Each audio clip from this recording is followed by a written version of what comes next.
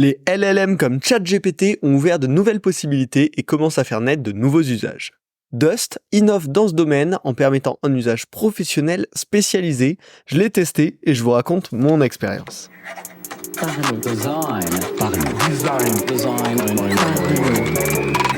Parlons Design saison 7 est sponsorisé par The KKOS Theory, le studio qui vous accompagne dans la concrétisation de vos idées d'applications SaaS. Salut, c'est Romain Pinchna, bienvenue dans un épisode de Parlons Design, petit épisode d'été où je partage mon retour d'expérience sur un outil hyper intéressant, Dust.tt, c'est une boîte française en plus, et je trouve ce sujet intéressant pour deux raisons de vous le partager comme ça en podcast. La première c'est l'IA, on en entend beaucoup parler depuis 1 an et demi, 2 ans bientôt, mais j'ai l'impression qu'assez peu de designers finalement ont trouvé les bonnes façons de l'intégrer dans notre métier, dans notre quotidien. Et donc ça reste toujours un sujet à creuser, et Dust est clairement une piste dans cette voie-là. Et puis, deuxièmement, pareil d'un point de vue très design, s'inspirer, comprendre les changements du monde actuel et les nouveautés, essayer les nouvelles interfaces liées à l'intelligence artificielle, c'est toujours hyper intéressant. Ça vous permet d'être au courant des nouvelles possibilités, des nouvelles façons de faire, des nouvelles idées. Potentiellement, on peut être amené, nous, demain, à travailler sur des interfaces intégrant des technologies d'intelligence artificielle, donc c'est toujours cool de se tenir au courant de l'état de l'art, on va dire, dans ce domaine. Et donc, j'ai testé Dust pendant 2 semaines, et globalement, en très condensé, voilà ce qui en ressort. C'est une bonne interface et c'est un bon outil qui, clairement, pour moi, a décuplé la puissance des LLM, donc c'est-à-dire Large Language Model. C'est la technologie derrière ChatGPT, derrière Claude, derrière Gemini de Google. Voilà, tous ces outils conversationnels, ces espèces de chatbot nouvelle génération. Dust également, ça a été le meilleur assistant de développement que j'ai pu tester jusque-là, et de très loin. Et je pense qu'ils ont une approche itérative hyper intéressante qui évolue assez vite ces derniers mois, et donc c'est probablement un produit à suivre et tester qui va devenir de plus en plus intéressant. Et ils ont une approche très dédiée aux équipes aussi, et notamment dédiée aux équipes produits. Et donc c'est peut-être quelque chose qui va pouvoir arriver de manière un peu concrète dans notre quotidien. C'est déjà le cas dans certaines boîtes tech, notamment sur la partie knowledge management, optimisation des process de travail.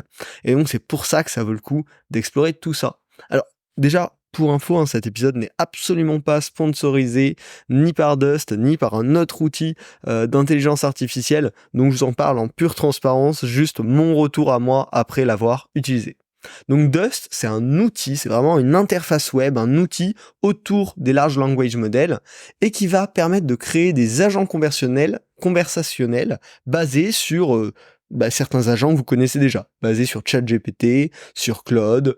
Je crois que Gemini n'est pas encore intégré, mais ça pourrait le faire potentiellement. Et donc on prend ces modèles existants, on va venir pouvoir le connecter à certaines de nos bases de données, à des bases de données Notion, à de la connaissance sur Slack, à Internet plus au global, ou à d'autres sources de données.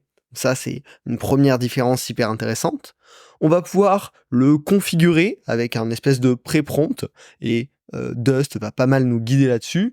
Donc le pré-prompt, on va dire, c'est une phrase qu'on va donner au large language model initialement pour lui dire, par exemple, tu es un expert de tel langage de programmation, tu vas m'aider en me parlant de manière concise avec des bullet points et en me proposant des démonstrations de code de manière la plus récurrente possible, etc., etc. Et donc on va lui donner des instructions finalement qui seront utilisées dès qu'on va parler à cet agent conversationnel. Donc c'est une configuration qu'on fait une fois et qui derrière on va en tirer parti à chaque fois qu'on parle avec cet agent conversationnel. Le troisième point hyper intéressant de Dust, c'est que c'est partageable avec ses équipes. Vous allez créer un agent conversationnel spécialisé dans un usage.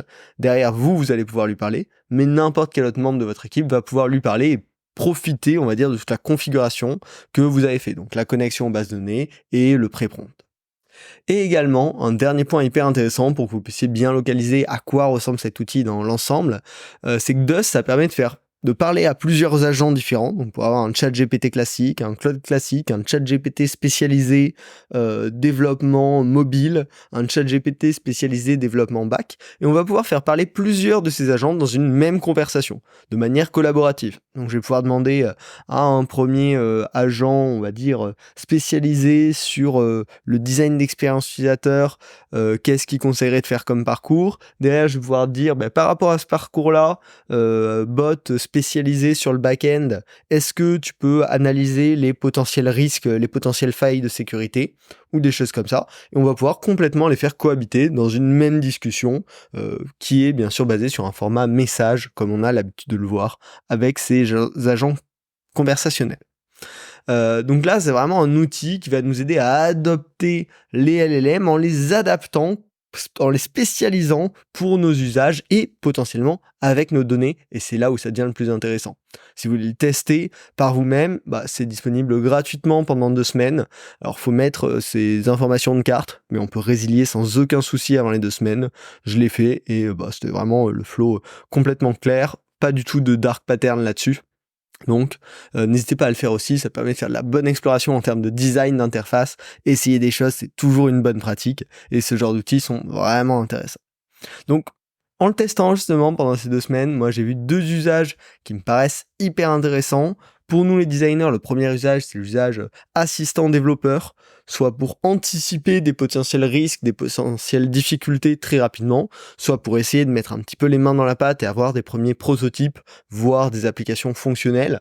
C'est toujours utile si on veut faire des projets personnels, d'avoir ces assistants-là, et même ça peut nous aider à mieux comprendre les problématiques des développeurs avec lesquels on travaille, d'anticiper certains de leurs besoins. Alors, tout simplement, moi, ce que j'ai fait, c'est que j'ai créé un assistant de code adapté à mes usages. Donc, j'ai préconfiguré un assistant de code pour le développement iOS sur la technologie SwiftUI, qui est celle que j'utilise sur mes projets personnels. Donc, je l'avais préconfiguré comme ça.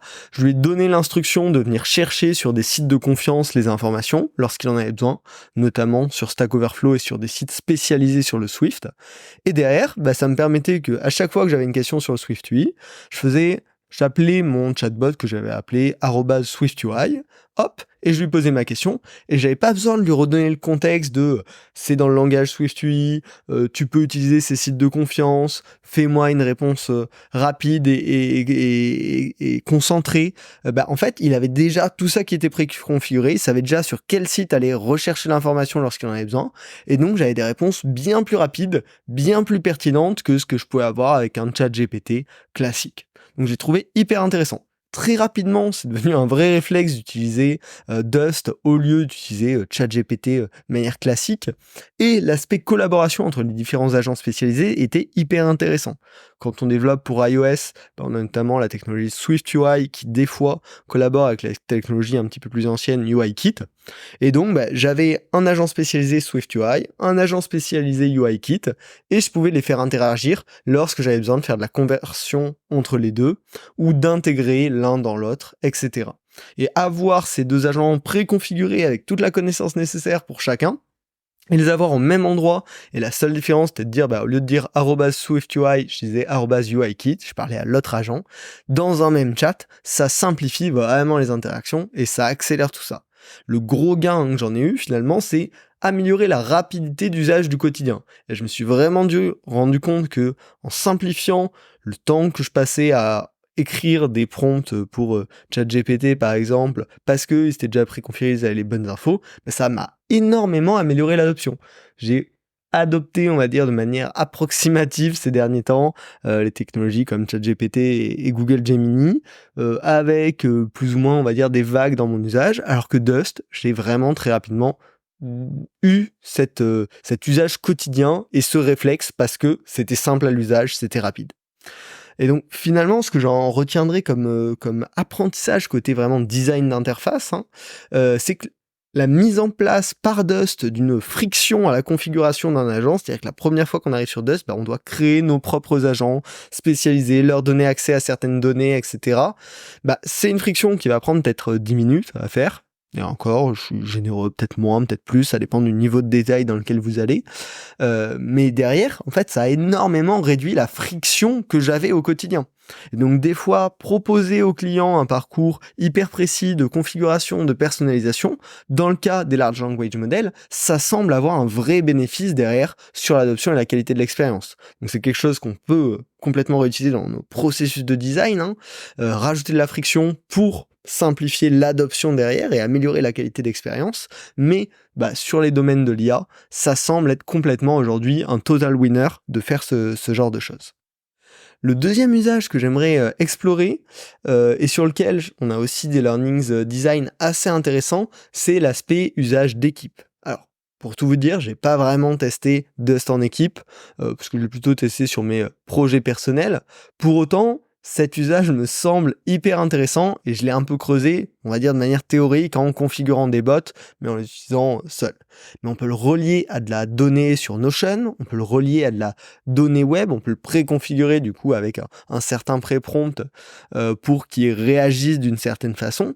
Et en fait, ça répond vraiment à un problème assez fort qui est que quand on partage, et là pour le coup, ça je l'ai vraiment vu quand j'en discute avec mes collègues designers, on a tous des usages très différents de ces technologies, des compréhensions très différentes de ces technologies-là, de leurs limites, de leurs possibilités, de comment avoir des bons résultats avec ça.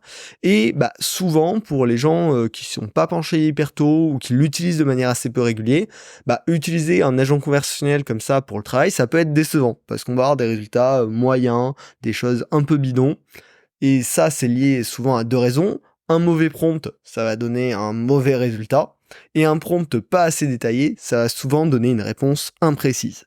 Et du coup, ce que j'ai trouvé, en tout cas à titre personnel, pour bien exploiter les large language models, c'est que j'ai besoin d'avoir des templates un petit peu à moi, que je vais pouvoir utiliser rapidement au lieu de passer 5 minutes à les écrire, et qui vont me permettre derrière d'avoir un résultat de plutôt bonne qualité et bien exploitable. Et donc, en proposant déjà toute cette préconfiguration que vous pouvez faire vous une fois dans Dust et proposer derrière à tous vos collègues d'interagir avec, on résout tout ce problème de l'apprentissage, de comment bien leur parler, parce que le travail aura déjà été fait pour eux. Donc finalement, avec Dust, on a une personne qui fait ce travail une fois, qui prend du temps pour comprendre comment la technologie fonctionne, quelles sont ses limites, comment on peut améliorer la qualité des résultats, et derrière, tout le monde peut en bénéficier pour accélérer l'adoption et la compréhension de cette technologie. Donc, hyper intéressant à creuser dans un environnement de travail d'équipe. Voilà, je suis totalement transparent. Là, ce que je viens de vous raconter sur l'usage d'équipe, j'ai pas pu le tester de manière large. C'est plutôt des petits morceaux cumulés ensemble qui me font dire que c'est hyper intéressant. Pour autant, il y a des learnings dans l'application vraiment de design que nous, on peut en faire dans nos projets qui sont intéressants. Déjà, le premier point, c'est que les large language models, donc ChatGPT, Gemini, etc., c'est simplement une technologie. C'est une technologie qui fait qu'on peut parler en langage naturel à un serveur, on va dire, qui va nous répondre en langage naturel quelque chose de plutôt cohérent. Mais derrière, la façon dont le format, dont on l'inclut dans une interface, dans comment on apporte la valeur que peut apporter cette technologie au client final, il y a plein de façons différentes de le faire.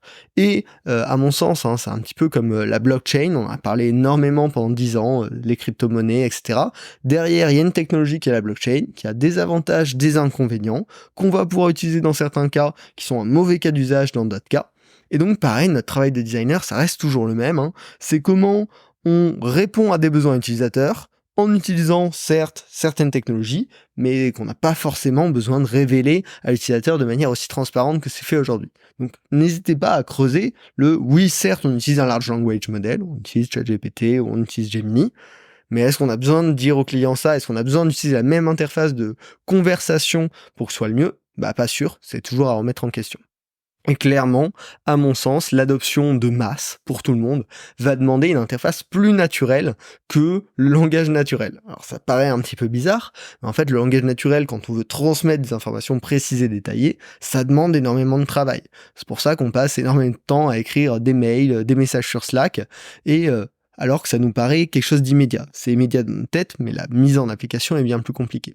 Et donc là, des solutions comme Dust font déjà une partie de ce travail, en évitant tout un aspect répétitif, mais potentiellement, il y a des interfaces demain qui pourraient être encore plus natives pour monsieur tout le monde, pour qu'ils puissent utiliser des technologies que sont les large language models, mais sans avoir à subir la complexité d'écrire un prompt roman pour avoir des bons résultats de bonne qualité derrière.